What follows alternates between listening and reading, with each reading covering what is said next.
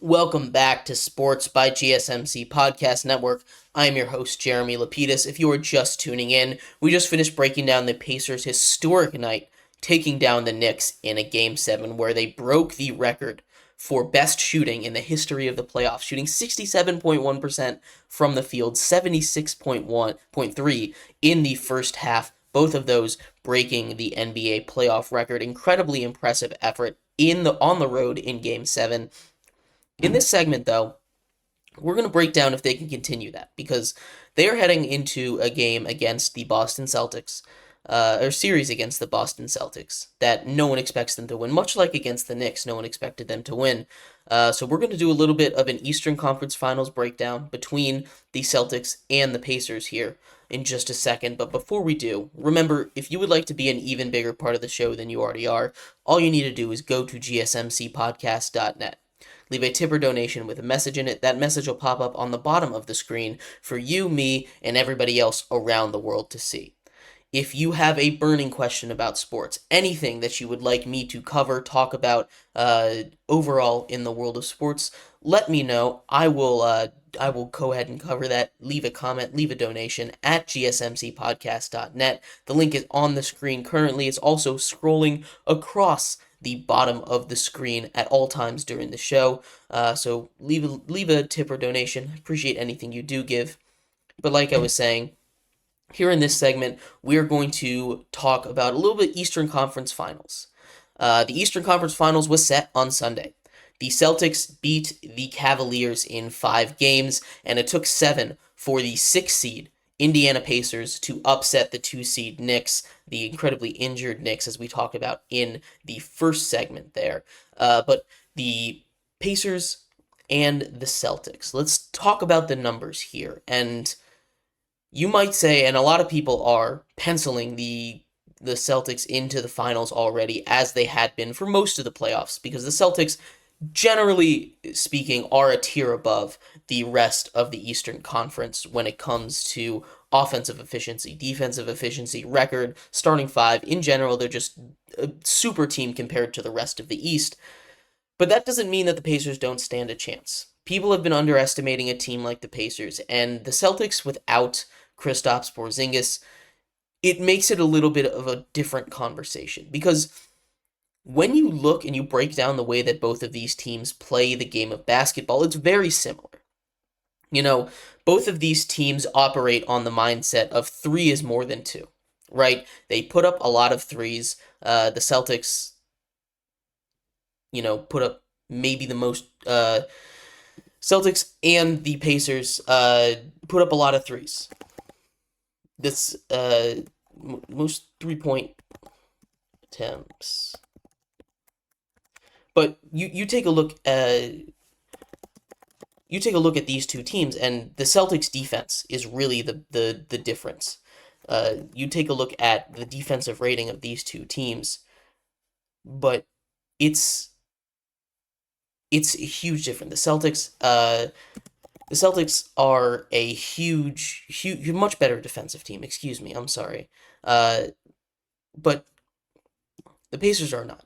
The offense is comparable. Tyrese Halliburton is not your typical scorer, and the Celtics, much like the Nuggets were at the beginning of round 2, seemingly haven't woken up yet all the way. Now, they have lost 2 games, and both of those games, the other team shot phenomenally. And as we just saw in Game 7 between the Knicks and the Pacers have that ability to just make every single shot that they put up, right? So this isn't going to be a sweep. I definitely don't think this is going to be a sweep. I think that, honestly, the Pacers might even take Game 1 out of the gate. They come out strong. The Celtics, who have been resting, aren't ready for the intensity again. And they haven't, like I said, they haven't really played too intense throughout the entire playoffs. Jason Tatum hasn't shown up entirely. Now, he has had a handful of good games, but he hasn't really been that guy that the Celtics need to rely on, that number one superstar that they really kind of want him to be. But it doesn't really matter. That team is so stacked. They've got Jaylen Brown. They got Derek White. They have Kristaps Porzingis when he's healthy. This team is ridiculous. They have Al Horford coming off the bench. uh, it's it's almost unfair. Um, all of that being said, this Pacers team has some kind of magic on them. They really do. And I don't know what kind of plague they're bringing into all these arenas. But they have yet to face a healthy team, and they're continuing to not face a healthy team. Like I said in that first segment, luck is a big, big part of this game, of any sport, really. Luck is a big part of it. And the Pacers have gotten lucky. The other teams that they're playing have gotten unlucky. We'll have to see how long it takes for Kristaps Porzingis to get back into the game, and if he's 100% when he comes back. But the center depth is a bit of an issue. Now, the Pacers aren't a team that are going to attack the middle too aggressively. They're an outside in kind of team. They're going to put up a lot of threes. Excuse me. Uh, and they're going to try and control. They like to play fast. Both of these teams like to play fast, so it should be a relatively high scoring game. But really, the X factor in this series is going to be, I mean, it's always health, but it's going to be Jason Tatum, right? Jason Tatum needs to be able to step up and be that number one star. Now, you can make the argument that the Celtics might not even be bothered by the Pacers. In their series this year, the Celtics are 3-2. They've split the games. It's been 1-1, 1-1. Celtics won the most recently, but 3-2 are the Celtics against the Pacers this season in the regular season so far, and the Pacers show some life against them. The Pacers are a team that, as we've seen, can play up to their opponents.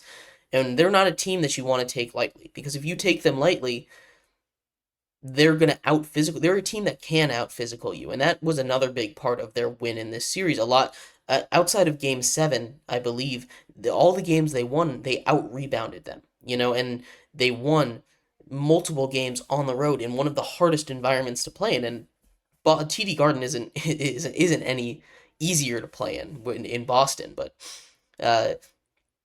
It should be a good series. I really do think that this series could be good. I'm taking the Celtics in 6 in this one. I think that it's going to be a slow start for the Celtics. I think the Pacers are going to come out the gate hot, win Game 1, possibly Game 2. But when we're looking at, an overall series, I think the Celtics will wake up around Game 2-ish. Maybe Game 3, and they should be able to put them away. As long as they stay healthy, the Pacers aren't on the same level as the Celtics. Although they do definitely have the ability to steal any game, as we saw in Game 7. Shooting 67% is just not a normal thing. So you can't rely on that every night, but they have the upside, the ability to do that. So it's not going to be a sweep. I have Boston in 6. But let me know what you think in the comments. Who's going to win Eastern Conference Finals? In the next segment, we're going to break down the Game 6 and Game 7 that's leading up to the Western Conference Finals. So stick around for that. We'll be right back on Sports by GSMC Podcast Network.